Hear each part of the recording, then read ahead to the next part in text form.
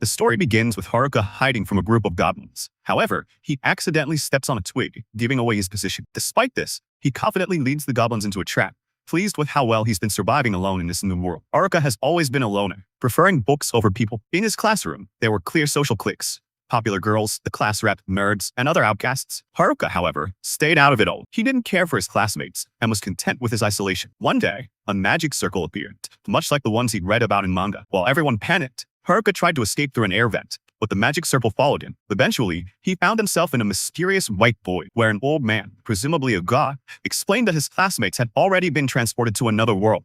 Haruka was given the chance to choose his skills and stats before being sent to this new world, but all the best abilities were already taken. Left with only useless skills like holding a stick and general health, Haruka complained to the god. Annoyed, the god granted him all the remaining, seemingly worthless skills at once. Upon entering the new world, Haruka quickly realized that his bag had unlimited storage. His first skill involved rolling dice to allocate stat points, so he decided to focus entirely on luck, maxing it out. This choice paid off as he discovered he had two special skills: Loner, which prevented him from forming parties with others, and Servitude, which allowed him to command others. Haruka set out to establish a base and came across a cave. Using his limited skills like temperature magic, he made a fire and began to make the cave his home. Surprisingly, his basic abilities like fire magic and stick wielding started to improve rapidly. He found edible mushrooms that increased his latent abilities and soon became adept at surviving in this new world.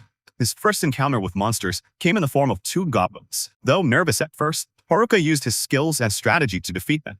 Gaining confidence from his victory, he leveled up, his stats doubled, and he discovered new abilities, including magic infusion, which allowed him to enhance his physical and magical strength. Over the next few days, Haruka continued to refine his abilities, defeat more goblins, and even decorate his cave with magic. Despite his victories, he was still craving meat and soon encountered a meaty rabbit. While chasing it, he sensed other presences nearby. It turned out to be his classmates. First, he spotted the delinquents, then the jocks, nerds, and finally, the popular girls. Each group made him uncomfortable, and despite knowing the class rep since grade school, Haruka chose to avoid everyone. Realizing that his life of solitude in this new world offered him the freedom to live without anyone interfering, Haruka made a final decision. He would conquer this new world all by himself. No companions needed. Haruka hides from the other students, but one of the delinquents hears a noise in his direction. Just as Haruka is about to be discovered, the delinquent assumes the sound came from a bunny meant for Haruka's dinner. Haruka stays hidden, spying on the delinquents to hear what they are discussing. To his dismay, their conversation revolves around their usual degenerate topics, mostly about girls. Haruka knows that despite their behavior, the class rep will keep them in check and prevent them from doing anything inappropriate. However, he also realizes the delinquents have Tanaka on their side, whose abilities might allow them to do whatever they want. After a while, the delinquents head back to the other students, but Haruka, being the serious loner he is, has no interest in joining them. Instead, he returns to his cave to enjoy more of his mushrooms. He discovers that his loner level has gone up, a bittersweet realization since the title is starting to erode his self-confidence.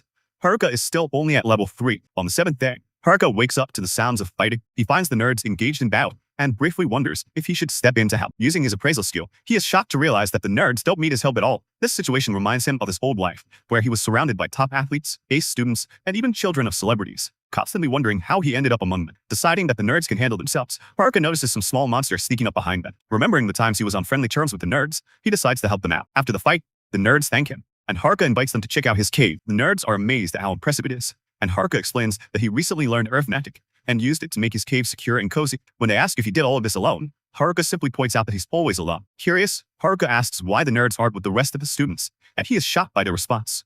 They're on the run. They explain that when everyone was transported to this new world, chaos immediately followed. No one had any idea how to survive in an isekai, another world scenario, except for the nerds. Their extensive knowledge and quick assignment of skill points drew the attention of the jocks, who demanded information from them. Everyone else was panicking, but the class rep knew they had to keep quiet and stay hidden in the woods. Unfortunately, they were soon found by a group of goblins. Haruka is shocked to hear that even the delinquents were trembling with fear. But this was the nerds' moment to shine. They acted like protagonists from an anime, bravely fighting off the goblins. Inspired by their courage, the jocks joined in, and together they managed to defeat the monsters. The class rep then quickly gathered everyone and led them to a safe riverside clearing. Once there, the nerds continued to shine, helping everyone set up camp. Their deep knowledge of isekai, combined with a lifetime of avoiding outdoor activities, had somehow made them experts in survival. The class rep organized everyone into groups and assigned tasks, and for a short time, it seemed like they had formed a functional community. Everyone was working together as one. However, this sense of unity didn't last long. The popular girls soon decided they didn't want to work anymore. Despite the class rep's efforts to convince them that cooperation was their best chance for survival, the group began to fracture. Exhausted by the constant work, they left all the responsibilities to the nerds. Gradually, the camp fell apart, and there was nothing the class rep could do. Eventually, only the class rep, the nerds, and a couple of other students continued to work, while the rest simply lounged around lazily, contributing nothing. The nerds eventually began to resent the other students, as they were left to do everything, including all the fighting. Despite this, the nerds were reliable, mainly because they had a strong desire to get stronger and level up. They had noticed the skills the delinquents had chosen, skills like charm and puppeteer, which granted control over others. The nerds realized that the delinquents had bad intentions and began leveling up specifically to counter them. The delinquents were also leveling up, needing power to make their manipulative skills effective. The nerds, keeping a close eye on them, eventually learned what the delinquents were planning to do with those skills. Plans that involved manipulating some of the girls in the group. The nerds quickly informed the class rep, and she decided that she too had to become stronger to protect everyone. Unfortunately, the delinquents managed to reach the level requirements for their skills soon after. Just when the class rep happened to run into them, things seemed dire. But before the delinquents could act, they were swiftly taken down. The nerds had anticipated this moment and used their sealing abilities to neutralize the charm and puppeteer skills. They exposed the delinquents' vile plans, which led to the delinquents fleeing from camp. However, the delinquents eventually returned, with seeking revenge. Armed with weapons, they destroyed the camp and declared that they would return later to cause even more chaos. Strangely, the nerds were blamed for everything that had happened. The popular girls, who the nerds had saved from becoming puppets, were the first to turn on them, and the other students soon followed. Although the class rep and a few other students took the nerds' side, it was overwhelming, and the nerds decided to leave. Haruka felt really bad for the nerds, so he threw a mushroom party to lift their spirits. He even spent the following day with them, and during that time, he realized that maybe being a loner wasn't the only way to live. Eventually, the nerds decided to leave, inviting Haruka to join them as they sought a nearby town to start their adventure. Though Haruka admitted to himself that he felt closer to the nerds than any other group, he surprised everyone by declining their offer. He knew that his poor stats would only hold them back, so he wished them well and sent them on their way. The nerds, however, seemed worried about the class rep, and this prompted Haruka to decide to go check on the other students. On his way, Haruka was confronted by a kobold, but he managed to knock it out with a punch. When he reached the campsite, he was surprised to find it empty. Using his enemy detection skill, he noticed some footprints and decided to follow the trail, which led him to find the popular girls. Panicking, Haruka turned to head home and cook dinner, but the girls stopped him, insisting that they just wanted to talk. Haruka wasn't interested. Being around them was the exact opposite of the peaceful solitude he enjoyed. He tried to run, but the girls politely asked him to stop, even saying, "Please," which completely shocked him. They explained that they were looking for the nerds, not to make them work again, but to apologize. They realized they owed their lives to the nerds. Haruka was skeptical, knowing these girls had likely never apologized to anyone in their entire lives, but this seemed serious. He broke the bad news that they probably wouldn't be able to catch up to the nerds, but they insisted on knowing where they had gone. Haruka pointed out that they wouldn't make it out of the woods in their current state. They didn't even know how to fight. The girls looked discouraged, but Haruka demanded to know if they were really going to give up. He wanted to see if they were truly serious about apologizing to the nerds, and in his own way, he thought of testing them. Unfortunately, his harsh motivational tactics backfired, and the girls started crying. They simply wanted to apologize to the nerds, but now, which activated his domination skill. This made him the leader of the girls, and Haruka was left bewildered by how it all happened. The girls began to follow him around like lost puppies, with hollow, obedient expressions. It became even more unnerving when they started finishing off monsters without saying a word, returning with crystals dropped by defeated monsters as if they were retrieving a toy. Haruka tried to heal them, but they only healed him in return, despite him not needing it. He feared what the class rep would say if she saw this strange dynamic, and began to wonder how he could cancel his domination skill. Just then, the class rep found them, but Haruka, deep in thought, didn't notice her at all. She had to force him to acknowledge her presence. Meanwhile, the delinquents, somewhere else, began plotting again, and they decided that their first priority was to get rid of their biggest threat.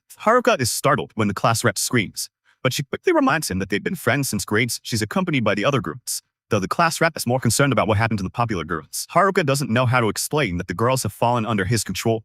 He barely understands it himself. Finally, Haruka confesses that the girls have become his servants, which infuriates the class. She points out that the domination skill is supposed to work only on monsters. Haruka tries to explain it was a mistake, but none of the girls believe. Feeling trapped, Haruka decides to leave, but the girls stop. Haruka, a loner at heart, just wishes he could go home alone. In the meantime, Haruka decides to practice and things start off well, but he ends up accidentally burying himself in the process. Shimazaki told her everything, realizing that Haruka was just trying to help the girls. Haruka, however, doesn't even remember saying anything. The girls thank him for his kindness, but all Haruka wants is to go home. They pressure him to keep helping them, and the class rep becomes curious about what Haruka means by home. Haruka explains that he has built a home in this new world, which shocks the class rep. She thought he was born here. Haruka reveals that he constructed the home himself. Class rep quickly points out that he's the only one with those thoughts. Haruka leads the girls to his house, and they are amazed by the path. Thanks Haruka for everything. She confides in him that the other boys had abandoned the girls, leaving them scared and vulnerable. Being around Haruka, along with the amenities and his hope, has helped calm everyone down. Though the class rep feels she hasn't contributed much to the group,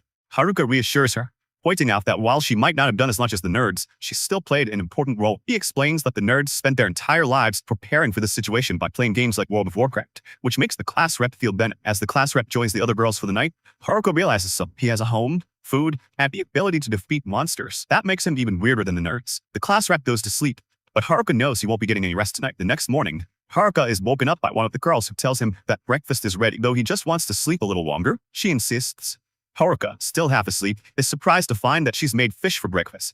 After taking a bite, he becomes emotional, realizing how long it's been since he's had such a good meal. The class rep can't believe he's so moved by the fate of fish. They're too fast and slippery to catch, so he's been stuck eating mushrooms by the brick. One of the girls demonstrates how she uses lightning magic to stun a group of fish in the water. Haruka asks her to do it again, but this time he wraps her lightning magic with his hacking skill, allowing him to move the magic and capture more fish. Haruka celebrates, realizing he has just learned lightning magic. He's not sure exactly how it works, but he explains to the girls that by using his hacking skill on elemental magic, he can harness its power. The class rep is impressed, thinking this new ability is overpowered, but Haruka brushes it off, saying he's stuck with all the worst skills, realizing they need to gain some experience before they can take on tougher monsters. However, he's shocked to learn that all the girls are over level 16, while he's still stuck at level 7. Haruka starts their training by having them fight a group of low-level kobolds, but to his dismay, the girls are the ones who end up knocked out. Haruka, happy that his magic tent has expanded, lets the girls gather inside to review their battle. Afterward, most of the girls leave, but the purple-haired girl from earlier stays behind. She apologizes for her behavior that morning, explaining that she was testing him. The other boys had tried to attack her, so she wanted to see if Haruka was the same. She admits that Haruka is different. He's given them a place to stay, food to eat, and even fight the kobold to get. The class rep tries to tell them they're not ready and need more training. After another round of practice with some goblins, the girls feel confident enough for a rematch. Haruka is concerned that his fears are confirmed, but several girls are knocked out while pretending to miss it. Despite this, some of the girls manage to team up and defeat the kobolds, celebrating their victory. Relieved, Haruka thinks he can finally go back to his loner life. However, he's shocked when the girls declare they're all going to town together. Haruka decides to leave the purple-haired girl behind, but the class rep insists they aren't going over as they set out on their journey. Haruka warns the class rep that anything could happen. He remains optimistic, declaring that they just need to keep their wits about. Meanwhile, elsewhere in the forest, another student is running for his life. He trips over a tiny petal and is caught by the person cheat. The man, fighting for his life, insists that he doesn't have the skills the stranger is looking for, but his pleas are ignored. The stranger strangles him to death with a word. Meanwhile, back in the forest, Haruka continues leading the girls out of the woods, escorting them to the nearest civilization. On their journey,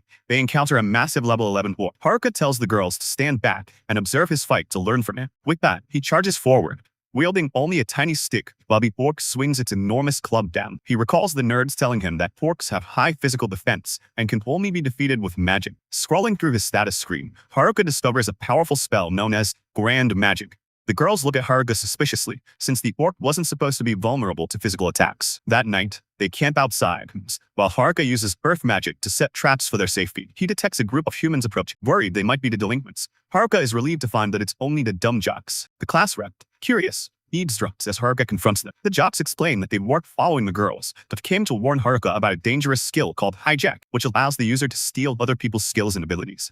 They assure Haruka that the delinquents don't have it, but warn that someone else might. Haruka teases them for not considering that he might have the skill, but the jocks laugh, saying they'd be relieved if he did, since they know he's not a bad guy. Haruka reveals that he doesn't have hijack, but instead possesses a skill called domination, which sounds worse. The jocks aren't too worried, confident that Haruka will just sit somewhere and not cause harm. They leave after asking him to apologize to the girls on their behalf for not standing up to the delinquents. The next morning, as Haruka prepares the group to continue through the forest, the class rep apologizes to him, revealing that she knows about the conversation with the jocks. Haruka realizes that she's the one with the hijack skill, though she asked the nerds to keep it secret. He assures her it's not a big deal, and that the nerds didn't steal it from her because they trust her. This makes the class rep emotional, and Haruka, flustered, runs away, claiming innocence. Later, as they continue their journey, Haruka decides to cheer everyone up by selling fresh fruit juice. One girl jokes about paying in another way, since she doesn't have any money, but the class rep scolds Haruka for being a pervert, and he stops selling the juice, making the girls packed.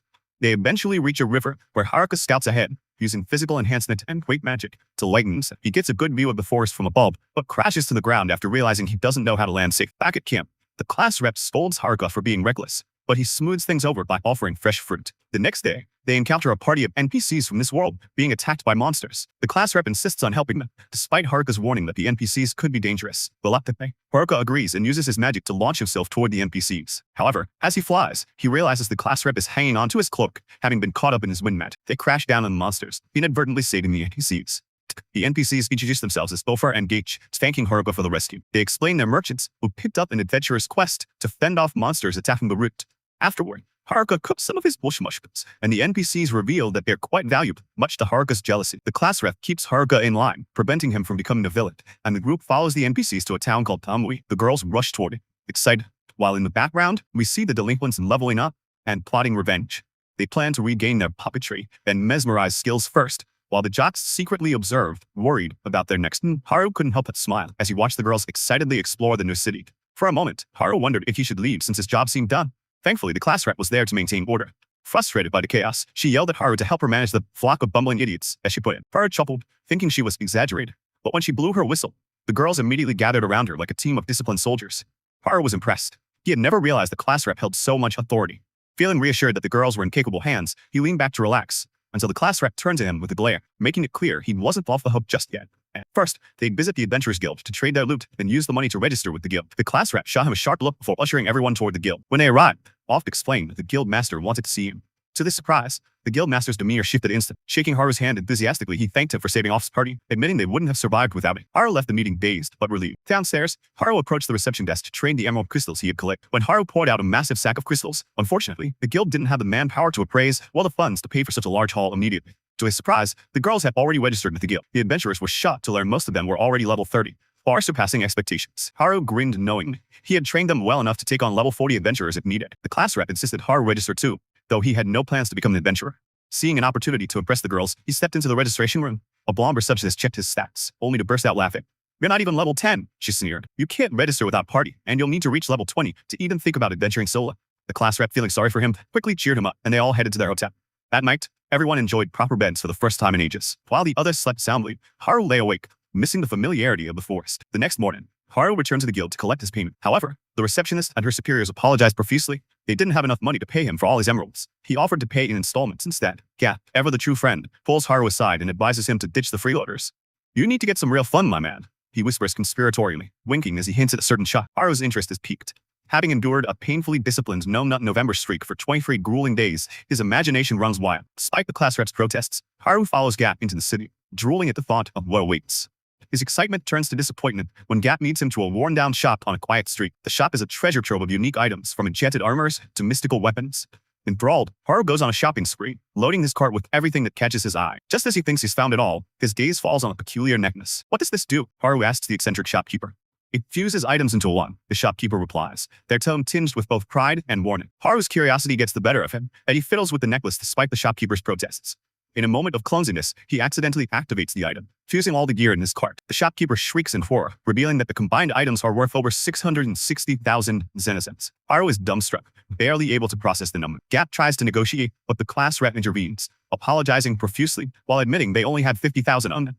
In the following days, Haru sinks into a deep depression. He devises a plan to escape the city. With Harry Potter-esque invisibility magic, he slips past the girls guarding his tower. Feeling overly confident, Haru recklessly removes his cloak and attempts to parkour over the city walls, only to fail miserably and injure himself, much to the amusement of a group of sporty girls who happen to witness his blunder. Caught and dragged back to the tower, Haru feigns obedience and promises the class rep he'll behave. But the moment he's alone, he tries again, successfully sneaking out of the city under his invisibility spell. This time, he's determined to return to the wild forest he calls home. On his journey back, Haru spots a destroyed village, goblins sniffing blood trails, and even a robbery in progress.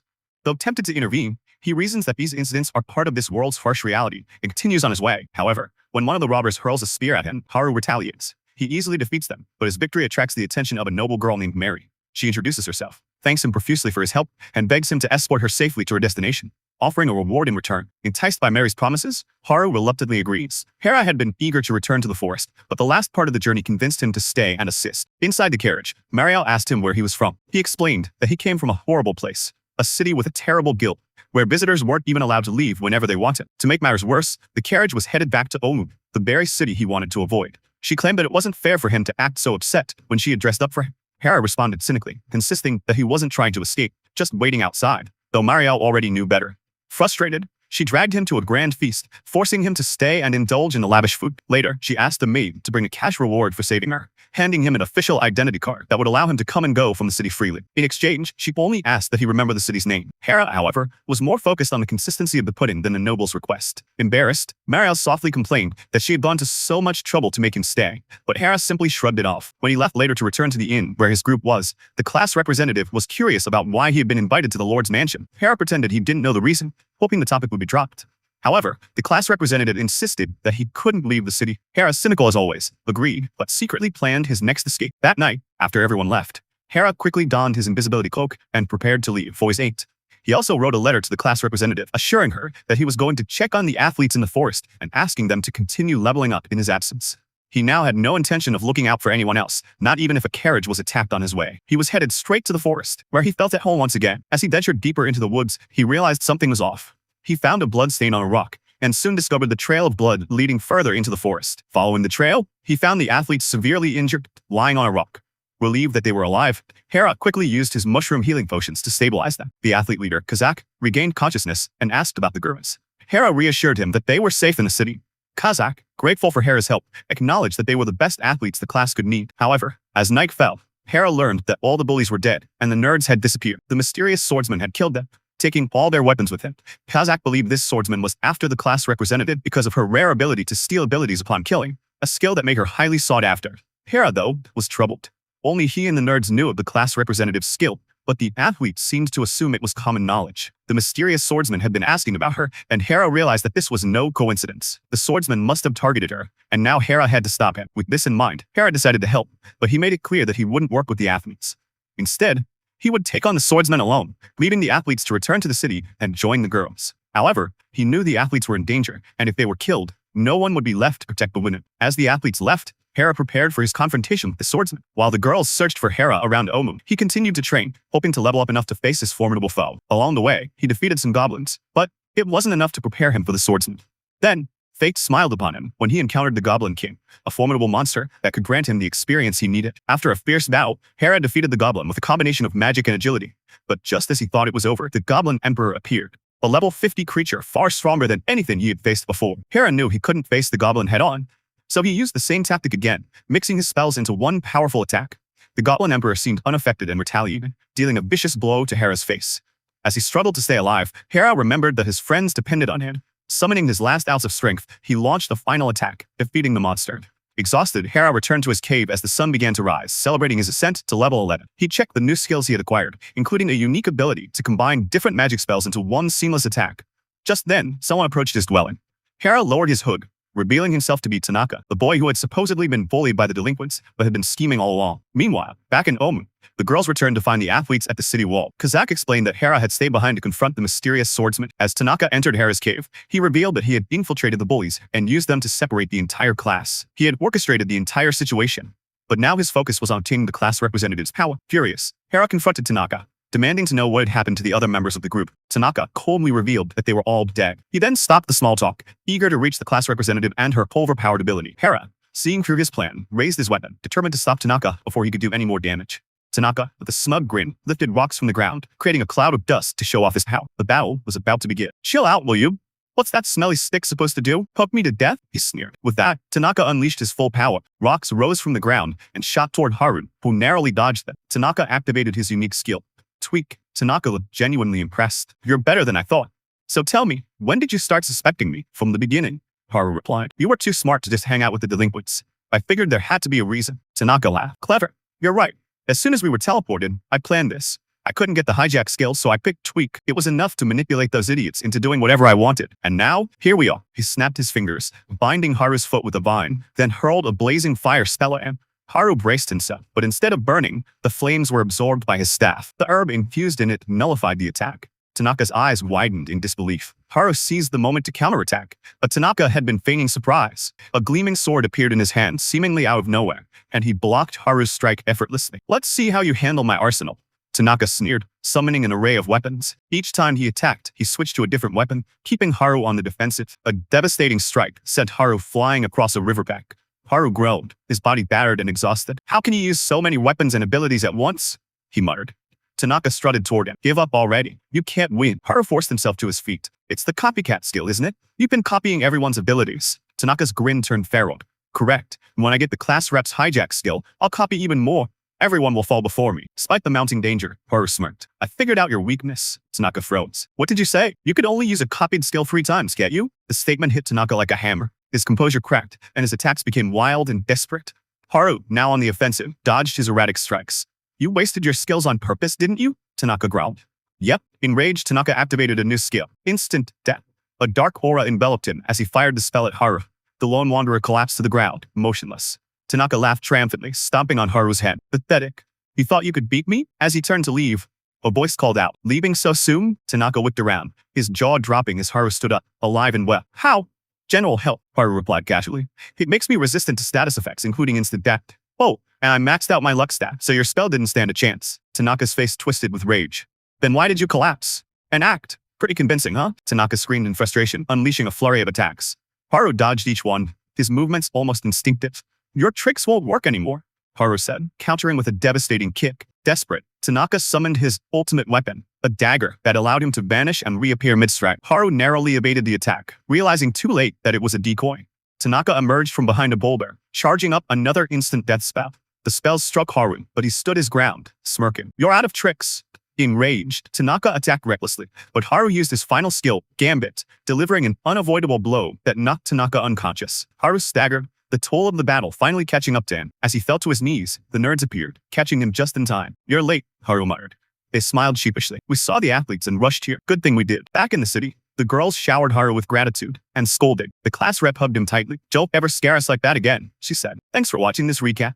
Don't forget to subscribe for more videos, and let us know in the comments which anime you'd like us to cover next. Just imagine one day the new gate became a death game, and it became impossible for players to log out, and our protagonist Shin kept fighting to beat this game. We then see Shin leaving to fight Prince Lloyd, a weak magician, is killed in front of everyone, incarnated, and becomes God. Anime begins with our hero, who is suffering a lot in front of some nobles who laugh at his situation, and the noble in question says he will give him a gift, telling him to cast a spell before his death. But the spell he casts is ridiculously weak and slow, not causing the slightest damage to the noble. So everyone starts laughing at the boy's situation, so that Royal Goon fires his spell to burn the boy to death, but instead of feeling despair and anger, our hero was enjoying the torment because he always desired to have this type of power, but with such a heavy wish he perished into the air and then woke up in another world. He see lots of girls, but bro felt threatened and thought he should defend himself and made a spectacular show of overpower. He was born as the 7th prince of the Salem Kingdom, Prince Lloyd,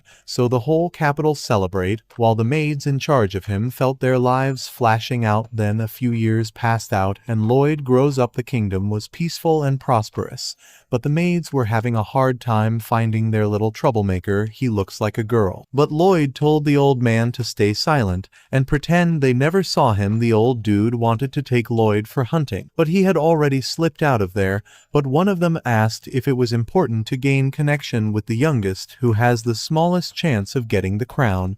But the old man told his underling that Lloyd is a magic prodigy who started learning spells right after his birth, and even refused to get nursing from his mother like a true gentleman. Even he blast a fire when he was born. They thought Lloyd is a father of sorcery, but in reality he was just a commoner who was reborn as the 7th prince. He has his memories from his previous life, so he hunt to get knowledge about magic. But just as he picked his poison, his maid waifu found him and took his book. She's Silpha, and she's not just a caretaker, but she's also a teacher for Lloyd. She teaches the guy swordsmanship. And even as a kid, Lloyd was keeping up with her. Lloyd thought it's useless since he's not in the run for succession, but as a royalty, Silpha told him it's his duty as a royal to be good with a